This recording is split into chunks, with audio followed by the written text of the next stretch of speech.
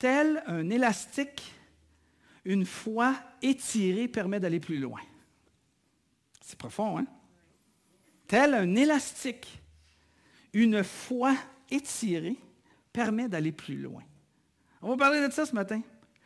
Il y a peu de choses qui nous étirent. Il y a peu de choses qui nous étirent, qui nous éprouvent et qui font grandir notre foi, comme le fait de servir les autres dans un environnement dans lequel on ne se sent pas vraiment préparé. Et quand on est placé dans une situation comme ça, ça étire notre foi. Et Jésus faisait ça constamment.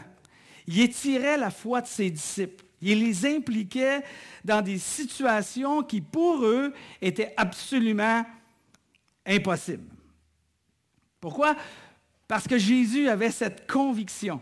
Il y avait une conviction surdimensionnée de la capacité puis l'habilité des apôtres. C'était comme, voyons donc, on ne va pas arriver à faire ça. Jésus dit, oui, on va y arriver, on va y arriver. Puis les apôtres arrivaient à accomplir des choses qui étaient vraiment surdimensionnées. Et c'était important que Jésus fasse ça durant la période de temps qui était là, parce que la période de temps qui était là avec eux était courte. Jésus avait 3 ans et demi à peu près pour former ses disciples, préparer le terrain, parce qu'il savait justement que sa fin arriverait bientôt, du moins temporelle, et qu'il mourrait sur la croix. Vous connaissez le restant de l'histoire. Alors Jésus, c'était très important pour lui de former des disciples, et il les plaçait dans une situation qui tirait leur foi. Il y a même un moment donné où Jésus a dit, venez, je vous l'assure. Celui qui croit en moi accomplira les œuvres que je fais. Celui qui croit en moi accomplira les œuvres que je fais. C'est la première partie qui dit, puis il continue même en disant, il en fera même des plus grandes parce que je m'en vais au Père. Celui qui croit en moi va faire les œuvres que je fais. Hein, c'est une promesse que Jésus a faite, a dit lorsqu'il s'adressait aux apôtres. Parce que c'est à eux qu'il parlait à ce moment-là. Et il leur a dit, vous allez faire des œuvres plus grandes que ce que moi je fais. Pas plus grandes à ce moment-là. Plutôt, il dit, vous allez faire des œuvres, vous allez faire les choses que moi j'ai faites, que moi j'ai accomplies. Vous allez les faire. Et quand tu regardes ça, cette affirmation-là est confirmée plus tard, beaucoup plus tard, une 50aine d'années plus tard, le livre de Hébreux a été écrit. Et quand c'était écrit, à un moment donné, c'est dit que les apôtres ont validé la promesse de Jésus parce que Dieu a confirmé qu'il était celui qui dit qu'il était par des miracles, des signes, des prodiges, des choses spectaculaires. Alors, c'est vraiment ce que Jésus a dit, c'est vraiment ce qui est arrivé. Alors, Jésus dit, vous allez faire des choses, des choses que moi j'ai accomplies, plus grandes que ce que moi j'ai accompli, il continue en disant. Et sûrement les apôtres se sont dit, voyons donc, comme si on va accomplir, on est juste une gang de gars, on est juste 12 personnes. Puis tu penses qu'on va faire des choses aussi grandes que toi tu as faites. Puis Jésus il dit, plus que ça, vous allez en faire des plus grandes même que ce qu'il a fait. Et quand Jésus parlait ici des plus grandes choses, il ne parle pas nécessairement en termes d'intervention miraculeuse, là, plus grand que nature, genre que Jésus faisait. Il allait même, puis on voit ça dans certains passages, il allait même jusqu'à guérir des gens qui avaient des handicaps, qui étaient estropiés, des gens qui manquaient des membres, des bras, des mains, des pieds, puis il faisait pousser, littéralement. Le texte laisse comprendre les mots utilisés. C'est pas clair comme ça dans les textes, mais quand on fait une recherche dans le sens des mots, c'est vraiment une poussée qui arrive. Il faisait apparaître des mains. C'est pas vraiment dans ce sens-là que Jésus veut dire quand il dit « vous en ferez des plus grandes ». Il veut plutôt dire dans le sens dans sa sphère d'influence. Il dit, moi j'ai influencé en Israël, j'ai été ici pendant 3 ans et demi. Il y a eu une petite période de temps que Jésus est allé dans la Décapole, qui était un peu à l'extérieur de Jérusalem puis de la Galilée. puis il allait dans cette décapole-là, dans des 10 villes qui étaient souvent remplies de gens qui étaient non-juifs, puis Jésus faisait des témoignages, faisait des miracles, faisait des enseignements qui renversaient la vie des gens, bien sûr. Mais quand Jésus a dit, vous allez en faire des plus grandes, parce qu'il savait que je ne vous laisserai pas tout seul, je vais vous envoyer le Consolateur, l'Esprit Saint, l'Esprit de vérité, qui dit, et là, vous allez aller beaucoup plus loin. Vous allez aller aux 4 coins de la terre. Votre témoignage va être beaucoup plus large que celui que moi j'ai fait. Et je suis certain que les apôtres, à ce moment-là, étaient comme inquiets quand même. Hein? Parce qu'ils accomplissaient des choses, ils étaient envoyés par groupe de 12, à un moment donné par groupe de 70, puis ils faisaient des miracles. Puis ils savaient très bien que c'était donné par Jésus à un moment donné pour une job donnée ou un emploi donné. Là, je vous envoie, vous allez faire quelque chose de spécial, puis vous allez être capable de faire ci puis de faire ça. Les apôtres savaient très bien que quand Jésus était là, il y avait des choses extraordinaires. Fait que si Jésus était en train de dire, parce que juste à ce moment-là, Jésus était en train de dire à ses amis que je m'en vais vers mon Père, puis vous ne pouvez pas venir avec moi. Les apôtres ont commencé à s'énerver. Comment ça, on ne peut pas venir avec toi? Ils savent très bien que cette influence-là que Jésus avait dans leur présence disparaîtrait. Mais là, si tu t'en vas, qu'est-ce qui va arriver? On ne pourra plus influencer le monde, on n'aura plus tous ces prodiges-là, ces miracles-là, les messages que tu apportes, comment tu touches la vie des gens, les cœurs. Puis Jésus a dit, non, inquiétez-vous pas. Vous ne serez pas tout seul. Je vais vous envoyer l'Esprit de vérité, le Saint-Esprit, le Consolateur. Mais vous voyez que dans ces affirmations-là, Jésus croyait comment il est capable d'aller... Il créait des environnements, je dirais pratiquement artificiels, de façon à former ses apôtres pour ces moments-là. Tu sais, quand on lit des fois, la semaine passée, on parlait de la femme samaritaine, que Jésus fallait qu'il passe en Samarie, puis parce que justement, il y avait une œuvre de Dieu qui était préparée d'avance à ce moment-là. Jésus savait très bien qu'elle allait rencontrer la Samaritaine. Il fallait qu'il passe par là parce qu'il allait la rencontrer. Il savait qu'elle viendrait au puits. C'est comme si Jésus avait créé des événements un peu artificiels, travaillés d'avance pour être capable d'enseigner ses apôtres. À un moment donné, il y avait un homme qui était aveugle de naissance. Les apôtres posent la question, mais lui, il a fait quoi pour être né aveugle? C'est intéressant comme commentaire, hein, comme question. Il a fait quoi, le gars, pour être né aveugle? Né aveugle. Qu'est-ce qu'il a fait? Il est né aveugle. Puis Jésus a répondu, non. Il dit... Cet homme-là, il n'a pas péché, c'est pas lui qui a péché, c'est pas ses parents qui ont péché, parce qu'il y avait cette croyance-là que si tu étais malade, c'est parce que tu avais péché nécessairement. C'était beaucoup communiqué parmi les chefs religieux de l'époque. Puis Jésus leur a répondu, il dit non, il dit lui, il est dans cet état-là parce que Dieu veut que ses œuvres soient révélées, exprimées, manifestées. C'est comme s'il avait permis que cette personne-là était dans cette condition-là, une œuvre qui avait juste tout patenté l'affaire, comme on dirait, pour être capable d'enseigner, donner une leçon à ses 12 amis qui l'ont suivi pendant 3 ans et demi. Il savait qu'il n'y avait pas grand temps, puis il fallait qu'il enseigne. Ses amis étaient là, puis ils apprenaient, puis ils comprenaient, parce qu'il savait, Jésus, qu'il fallait qu'il parte. Puis là, une des leçons qui était quand même assez intéressante, qui a vraiment étiré la foi là, des apôtres, c'est quand, à un moment donné, Jésus a une foule devant lui, il y a 20 000 personnes, puis ces personnes-là, ils ont entendu Jésus toute la journée, puis là, ils ont faim, ils ont besoin de manger. Fait que c'est... Les apôtres, les amis de Jésus, ils ont dit à Jésus, Jésus, il faut renvoyer la foule. Il faut qu'ils aillent manger. Mais Jésus étira leur foi. Il étira leur foi par leur service. Et il leur a dit, donnez-leur vous-même à manger. Donnez-leur vous-même à manger. Je vais revenir sur ça dans une seconde.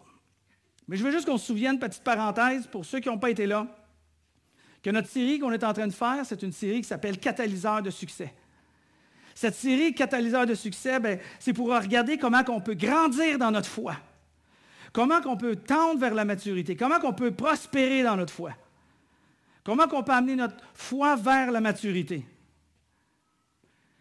Puis on a déterminé que ces catalyseurs-là, c'était 5 éléments que Dieu utilisait dans la vie des croyants pour nous permettre de grandir, pour nous aider à bâtir notre confiance en Dieu et notre amour les uns envers les autres. Ces catalyseurs-là, ces ingrédients qui contribuent à une croissance rapide dans notre vie, on les a énumérés depuis 4 semaines. C'est la 4e semaine aujourd'hui. La première semaine, on avait parlé de la pratique de l'enseignement. Si on croit, puis on sait les choses, mais on ne pratique pas, notre foi est vaine. Même Jacques, le frère de Jésus, nous avait enseigné quelque chose de semblable. Alors, si on veut si on veut grandir dans notre foi plutôt, la pratique de l'enseignement est une manière de grandir dans notre foi, certaine, dans notre vie, dans notre quotidien de tous les jours. Et le deuxième ingrédient, le deuxième catalyseur, si vous voulez, pour grandir notre foi, était les disciplines personnelles. On a parlé, durant ces disciplines personnelles-là, des 30 jours, défi 30 jours. L'Église a commencé ici un défi. On est rendu à la moitié. On a commencé un défi 30 jours. Puis durant le défi 30 jours, on est parti avec l'idée que si on veut grandir notre foi, Jésus a dit, cherchez premièrement le royaume des cieux, et toutes ces choses vous seront données par-dessus. Alors, cherchez premièrement. Alors, on s'est centré durant 30 jours, ensemble, à donner les premières minutes de notre journée à Dieu, en priant. Les premières minutes de notre journée à Dieu. On donne les premiers dollars de notre revenu à Dieu. On n'est pas obligé de donner un pourcentage, puis on a enseigné sur le sujet, on a parlé du sujet, mais on détermine que moi, je veux être capable de chercher premièrement le royaume de Dieu dans mes finances comme dans mon temps. Et on donne le premier jour de la semaine à Dieu. On donne notre journée, on donne l'assemblée. Le dimanche matin, on est là pour Dieu, on est là pour servir, on est là pour aimer les uns les autres. C'était notre deuxième, les disciplines personnelles qu'on mettait dans notre vie. Le troisième était les relations providentielles, les occasions où il y a des rencontres divines. Et on a dit, hey, on va mettre en place des groupes connexion. Et dans les groupes connexion, vous aurez l'occasion d'aller et de rencontrer des gens. Et Dieu va exprimer au travers des relations interpersonnelles. De la même manière qu'on veut offrir, comme un peu j'ai parlé tout à l'heure avec l'Halloween, c'est une occasion où on crée justement des rendez-vous divins. Alors, on a parlé de ça. Et ça grandit notre foi quand ça arrive. Aujourd'hui, on parle de l'appel au service. Puis je veux parler de étirer sans briser. Étirer sans briser. C'est ce que Jésus a fait, c'est ce que j'ai commencé en vous expliquant. Je ne sais pas si ça vous est déjà arrivé si vous avez grandi dans des milieux chrétiens, si ça fait des années que vous êtes dans le milieu chrétien, ça s'adresse surtout à vous. Peut-être c'est nouveau pour vous, là. Puis vous êtes ici, la vie chrétienne, je ne sais pas trop c'est quoi, suivre Jésus, je ne sais pas trop c'est quoi, croire, je comprends, mais suivre Jésus, c'est une autre histoire, je ne suis pas certain. Mais ce qui suit, là, c'est plus pour ceux qui ont commencé dans la vie chrétienne, puis ça fait peut-être un certain temps qu'ils marchent avec Jésus. Je ne sais pas si vous vous souvenez les premières fois que vous avez commencé à servir dans une église. De commencer à dire, je vais prendre un rôle, je vais prendre une tâche, je vais m'impliquer en quelque part. Et là, tu commençais, mais tu te disais, moi, je ne connais pas ça, je ne suis pas compétent là-dedans, je n'y arriverai pas. Moi, je me souviens de mon ami Patrice qui est ici, qui s'occupe de la caméra. Les premières fois qu'il m'a dit ça, il dit, non, moi, j'ai une caméra, je n'ai jamais touché à ça de ma vie, une caméra. Mais c'est notre caméraman aujourd'hui. C'est notre caméraman. Hein? Il a étiré, il a permis de laisser étirer sa foi sans se briser. Mais parfois, on ne veut pas s'investir quand on ne se sent pas compétent, puis là, on va avoir plein d'excuses, puis on va se donner plein de raisons, puis on va avoir peur de s'investir. Je comprends ça. J'ai commencé comme ça. J'ai commencé comme tout le monde quand j'étais jeune. Ça ne fait pas très longtemps, là, quand même. Là, je me sentais, à un moment donné, pas vraiment prêt. C'était dans ma première église, là, j'étais dans la vingtaine. Puis, à un moment donné, on m'avait demandé d'apporter un enseignement à l'église, puis j'avais apporté un enseignement, puis après l'église, je disais, « Hey, tu devrais commencer à prêcher la parole de Dieu. » Puis moi, je me sentais vraiment pas compétent pour être capable d'enseigner ou de prêcher la parole de Dieu. Monter sur une scène où tout le monde me regarde, c'est-tu fatigant, ça? Tu parles d'une situation et je me sentais absolument incompétent. Puis aujourd'hui, je prêche la parole de Dieu. Mais je me sentais complètement incompétent. Je n'avais même pas la formation à ce moment-là. À un moment donné, j'ai eu l'occasion d'aller faire des voyages en Afrique. Puis il y a des gens qui sont venus me voir et ils m'ont dit « Hey, est-ce que ça te tenterait de t'impliquer avec des projets qu'on veut faire en Afrique? » Ben oui, qu'est-ce que ça implique? Ah, ben ça implique juste de faire partie du conseil d'administration. Puis on discute différents projets qu'on pourrait mettre en Afrique, mettre en place en Afrique. Ben, il n'y a pas de problème, ça me fait plaisir. Jusqu'à temps où ils viennent me voir et ils m'ont dit « Bon, ben dans une couple de mois, on s'en va en Afrique. Est-ce que tu veux venir avec nous en Afrique? » Alors, c'est-tu à moi que tu parles? Aller en Afrique? C'est en Afrique. Vive le Québec! Puis finalement, j'ai décidé d'aller en Afrique. Puis j'ai accepté, puis de fil en aiguille, Dieu, dans sa grâce, dans sa bonté, a permis d'utiliser cette habilité-là que Dieu a développée dans ma vie, de devenir prêcheur pour prêcher en Afrique. Puis aujourd'hui, je pense qu'ils sont rendus à 3 églises là, qui ont pris place là. Mais est-ce que je me sentais compétent pour faire ce genre de travail-là? Absolument pas. Hein? On fait souvent référence à notre zone de confort. Hein? On a déjà entendu ça? Notre zone de confort. Mais Jésus veut nous sortir de notre zone de confort parce qu'il sait qu'étirer notre foi, ça ne brisera pas. Ça ne brisera pas. Et il veut étirer notre foi. Il veut nous sortir. Il veut nous pousser plus loin. Il veut qu'on aille plus loin que ce qu'on croit. Il veut qu'on aille plus loin que nos compétences. Il veut qu'on dépasse nos propres limites, de façon à dire « Oui, Dieu ». Oui, Dieu. Et non pas le premier réflexe « Non, Dieu ». Non. Le premier réflexe devrait être « Oui, Dieu » pour le bénéfice des autres. Et ça nous fait grandir dans notre foi. Dire oui à Dieu, c'est de dire, je vais faire ce que je peux faire, je vais faire ce que je peux faire, et je vais faire confiance à Dieu pour ce que lui seul peut faire. Je vais faire ce que je peux faire. Puis je vais faire confiance à Dieu pour ce que lui seul peut arriver à faire. Alors Jésus a dit, et Jésus nous dit, donnez-leur vous-même à manger. Donnez-leur vous-même à manger. Puis dans ce contexte-là, c'est drôle parce que Jésus a voulu éprouver un de ses disciples qui s'appelait Philippe. Puis il a dit à Philippe, il y avait 20 000 personnes devant lui, puis Jésus a dit à Philippe, « Philippe, qu'est-ce qu'on va faire? » Il dit, « On n'a rien à manger pour tout le monde. » Philippe a regardé Pierre, puis il a dit, « Pierre, qu'est-ce qu'on fait? » Puis Pierre regardait Nathanaël, puis il dit, « Toi, qu'est-ce qu'on fait? » Puis après ça, Nathanaël a dit, « Jean, qu'est-ce qu'on fait? » Puis Jésus, lui, il riait. Il riait. C'est intéressant parce qu'il dit, il ne lui posait cette question que pour voir ce qu'il allait répondre. Jésus a posé la question juste pour tester Philippe. Car en réalité, Jésus savait déjà ce qu'il allait faire. Jésus, il te pose la question un matin, mais il sait ce que tu vas faire. Ou il sait ce que tu ne feras pas. Mais il te pose la question pour te permettre d'avoir une réponse. Il veut étirer notre foi. Il a voulu étirer la foi de Philippe. Mais Jésus a dit, quand ça a été le temps de donner la réponse, il a dit, voulez-vous entendre la réponse, comment on va faire pour nourrir 20 000 personnes? Et là, on écoutait, puis là, je dis que les apôtres ils étaient contents d'entendre qu'il y avait une solution en quelque part, parce que ça fait comme du monde, là, tu sais, ça fait pas mal de monde.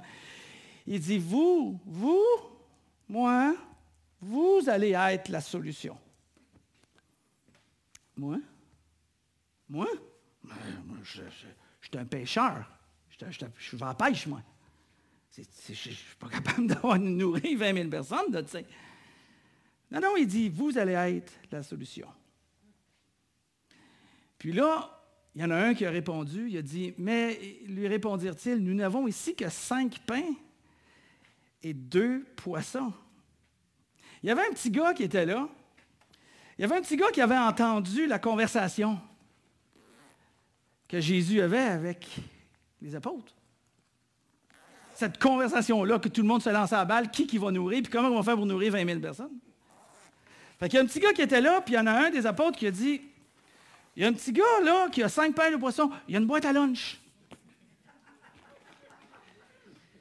Il dit, lui, il pourrait nous aider un petit peu. Ah oui, OK. Qu'est-ce qu'il y a dans la boîte à lunch? Ah ben, il y a 5 pains. 5 pains, puis 2 poissons. Là.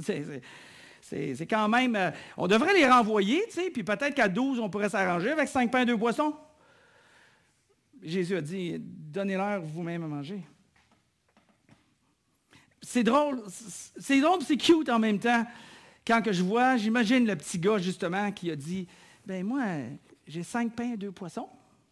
Tu sais, ça, c'est comme les parents qui discutent dans la maison parce qu'ils se demandent comment ils vont payer le loyer, parce que là c'est trop cher, puis là, la petite fille est là, puis elle a 7-8 ans, tu sais, puis elle ne dit pas un mot, puis elle s'en va dans sa chambre.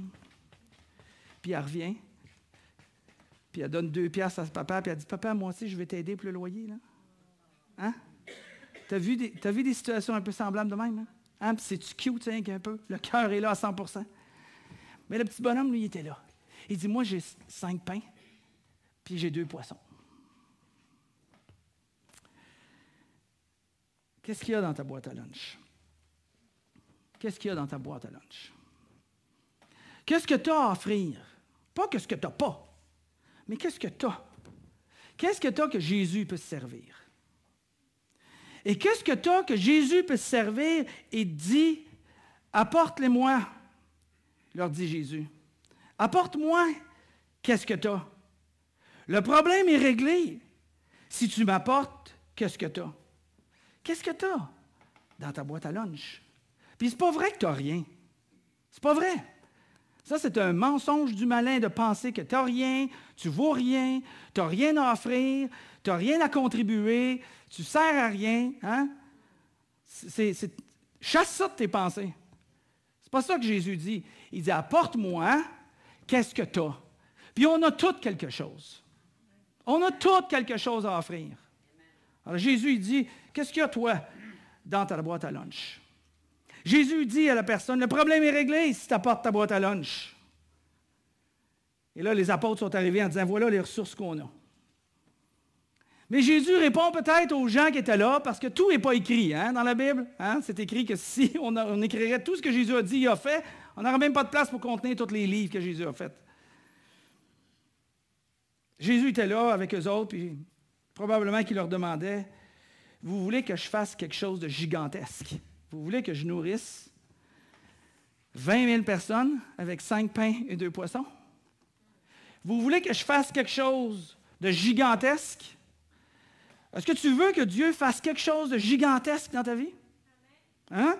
Y a-tu quelque chose? Tu dis-tu depuis des années que tu veux que Dieu fasse quelque chose de gigantesque dans ma vie? Tu veux que Dieu intervienne pour ci ou pour ça, ou pour l'école, ou pour mes finances, ou pour mes enfants, ou pour mes relations, mon église? Tu veux que Dieu intervienne? Jésus lui dit, hey, c'est bien facile, je te demande juste de participer. Je te demande juste de participer. Je te demande juste de faire ce que tu es capable de faire. Peu importe quoi. Jésus dit, participe avec Jésus. Participe avec Jésus. Je me dis ça souvent ces temps-ci, puis je suis en train de me poser la question, Dieu, qu'est-ce que tu veux que je fasse avec un organisme qu'on a ouvert, Lynn, moi, Sandra, puis Sébastien, il y a 7-8 ans, puis qui a fonctionné pendant 5 ans jusqu'à la COVID, ça s'appelle la petite cuillère. Puis on a des gens, c'était des soupers, concerts, conférences pour les gens à faible revenu. Ça a été une extraordinaire expérience. On avait une clientèle, si je peux appeler ça comme ça, là, de 500-600 personnes qui venaient là, annuellement. C'était une centaine de personnes et plus à tous les fois. C'était extraordinaire. Puis on a été obligé d'arrêter. On a été obligé d'arrêter à cause de la COVID. Puis ça fait 2 ans qu'on se dit, est-ce qu'on repart ça, est-ce qu'on repart ça, est-ce qu'on repart ça? Mais moi, je dis à Dieu, j'ai rien. J'ai rien. Fait que j'ai écrit ici, qu'est-ce que j'ai? J'ai dit, Seigneur, qu'est-ce que j'ai moi dans ma boîte à lunch? Qu'est-ce que j'ai dans ma boîte à lunch pour repartir cet organisme-là? Bien, j'ai dit, j'ai 2 conférenciers, j'ai une chanteuse, j'ai un CA, puis j'ai 5 000 $. Parce qu'il y a un donateur qui nous donne 5 000 $ à toutes les années. Qu'est-ce que je fais avec ça? Mais ça prend un espace. Ça prend 50 000 $. Ça prend 40 bénévoles. Ça prend des camions, Sébastien, pour aller chercher la nourriture. C'est fou, tout ce que ça prend de la disponibilité de leadership. Ça prend des musiciens, c'était des soupers, concerts, conférences. Ça prend des cuisiniers. Je regarde, puis je me dis, j'ai 5 pains et 2 poissons. Mais qu'est-ce que Dieu veut faire? Il n'est pas en train de me dire qu'il va partir la petite cuillère. Mais il est en train de me dire, je veux que tu penses comme si je suis capable de partir la petite cuillère, par contre. Je veux que tu me fasses confiance. Jésus a commencé à, justement, montrer qu'est-ce qu'il y a dans la boîte à lunch, que c'est bien plus que ce qu'on pense. Jésus ordonna à la foule de s'asseoir sur l'herbe. Puis il prit les 5 pains, les 2 poissons, il leva les yeux vers le ciel et il a prononcé la prière de bénédiction. Il a probablement dit à Dieu, Père, la bouffe est bonne, puis moi je te prie, puis tu sais que je te prie parce que je te prie, puis c'est bon que je te prie parce qu'on voit qu'on se parle, puis on a une relation, toi puis moi, mais tu sais, les autres sont autour de nous, puis ils ont besoin d'apprendre, c'est une bonne leçon pour eux autres, mais tu sais ce que je veux dire, puis je sais ce que tu vas faire. Mais merci. Puis ensuite, il a partagé le pain, il les a donnés aux disciples. C'est pas lui qui l'a fait. Il les a donnés aux disciples, qui la distribuèrent à la foule. Les disciples sont partis. Puis ils ont pris les 5 pains, 2 poissons, puis ils ont commencé à en donner, qui a été distribué, que Jésus avait. Puis là, il en donnait, puis il continuait, puis il en donnait, il revenait à chercher d'autres. Il en donnait, puis encore, puis il revenait à chercher d'autres. Il marchait au travers de la foule qui était là, de 20 000 personnes pour distribuer. Ça, c'est ce que j'appelle vraiment marcher par la foi. Ça, c'est marcher par la foi. Pas marcher par la foi là, dans le sens que tu avances là, en imposant ta volonté à Dieu, qu'est-ce que toi tu veux. Moi, je te le demande, Seigneur, puis si je te le demande en ton nom, tu vas me donner tout ce que je veux. Non, c'est pas de même. Pas de même ça marche. On ne peut pas faire de la coercion avec Dieu. On ne peut pas y tordre le bras. On ne peut pas faire ça. T'sais? Marcher par la foi, c'est savoir que Dieu nous dirige dans une direction. On y fait confiance sur ce qu'il a dit, qu'on a parlé aussi aujourd'hui. Même si on se sent incompétent, puis on continue à avancer puis à le faire quand même. Le texte nous dit que tout le monde a mangé à satiété. Tu sais, comme un adolescent qui mange. Tu sais, c'est comme tu remplis l'assiette de ton adolescent, si vous avez déjà eu des adolescents, tu sais. Puis tu te dis, vont-tu grandir, ces adolescents-là? Ou quitter la maison, un des deux, parce que là, ça nous prend un budget, hein? Ça finit plus. Puis finalement, je suis en train d'apprendre que même quand ils ont 30 ans, ça ne lâche pas. ça mange cet enfant-là. Oui, c'est ça. Alors, ils ont ramassé les morceaux qui restaient, puis ils ont rempli 12 paniers. Mais tu sais, quand il dit 12 paniers ici, là, il ne fait pas référence à des gros paniers. Jésus a fait ce miracle-là une autre fois dans la Décapole pour les gens qui n'étaient pas juifs à ce moment-là. Quand il fait référence, le mot ici, 12 paniers, il fait référence à des boîtes à lunch. Il fait référence à peu près à la grosseur des boîtes à lunch. Il est revenu avec 12 boîtes à lunch. Je t'en donne une, tu reviens avec 12. C'est pas fantastique? Jésus nous dit juste de faire ce que toi tu sais que tu es capable de faire, puis de faire confiance à Dieu avec ce que lui seul peut arriver à faire. Alors, il nous demande la même chose aujourd'hui. Répondons à l'appel. Répondons au service. Disons oui. Vous savez pourquoi c'est important de dire oui? Parce qu'on ne connaîtra pas le nom de celui qui va avoir dit non.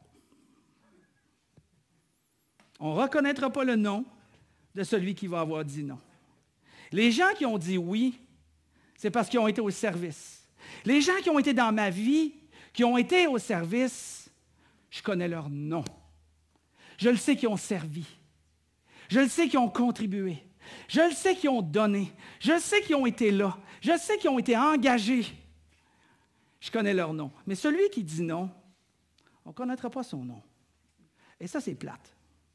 Pourquoi prendre ce chemin-là? Alors, voici comment Dieu nous appelle à chacun d'entre nous. Parce que des fois, on se demande, on dit, mais est-ce que Dieu m'appelle au service? Absolument! Sans aucun nombre de doutes. Jésus t'appelle au service. Regardez ce que Paul nous a écrit. Car ce que nous sommes, nous le devons à Dieu. Car par notre union avec Jésus-Christ, ou grâce à Jésus-Christ, Dieu nous a créés, dans quel but? Dans quel but? Pour une vie riche, de quoi? De bonnes œuvres. Il nous a créés pour une vie de bonnes œuvres qu'il a préparées d'avance. Quand je vous ai dit que Dieu organisait, c'était des événements qu'il a placés, qui a tout créé de toutes pièces, Dieu a préparé d'avance afin que nous les accomplissions. Alors, l'Église, l'accessible, amis, visiteurs, arrêtons d'avoir peur et de chercher des excuses pour ne pas s'impliquer, de ne pas s'engager. C'est un Dieu grand concert. Allez, faites des disciples de toutes les nations. Soyez engagés pour faire des disciples de toutes les nations. Invitez les gens dans vos assemblées. Servez les uns les autres dans l'appel que Dieu vous a donné. J'inviterai la musique à s'approcher en avant, justement. N'attendez pas d'être prêt. N'attendez pas de dire, là, je suis complètement compétent. Là, j'ai vraiment toute l'expérience. J'ai vraiment toutes les finances. J'ai vraiment tout le temps. J'ai vraiment toutes les relations pour commencer à servir. Tu ne serviras jamais. Si tu attends d'avoir tout l'argent, tout le bon temps, tout le bon moment, toute la bonne relation, toute la bonne opportunité, tu ne serviras jamais. Sers quand on a l'occasion. Fais un pas de foi. Fais un pas en avant. Dieu s'arrangera plus tard. J'avais aucune idée, il y a 40 ans, il y a 33 ans, que j'aurais été pasteur d'église. Jamais, ça m'a effleuré l'esprit. Puis Dieu m'a permis, dans sa grâce, non seulement d'ouvrir une église, mais que Dieu soit glorifié. Il a permis de se servir de ma petite capacité pour ouvrir 7 églises. Amen. 7 églises en Afrique, aux États-Unis, au Canada. Hey, tu m'aurais dit ça, là, 7 ans. Ça, c'est sans compter un théâtre, puis la petite cuillère. Ça ne dépend pas d'une personne. J'ai jamais cette intelligence-là. J'ai jamais cette capacité-là. Mais, qu'est-ce que j'ai dans ma boîte à lunch? J'y donne, par contre. Qu'est-ce que j'ai dans ma boîte à lunch? J'y donne. Ton service, préparé exclusivement pour toi, que Dieu a fait, te place en position d'expérimenter la puissance de Dieu au travers de tes limites. Donnez-leur vous-même à manger.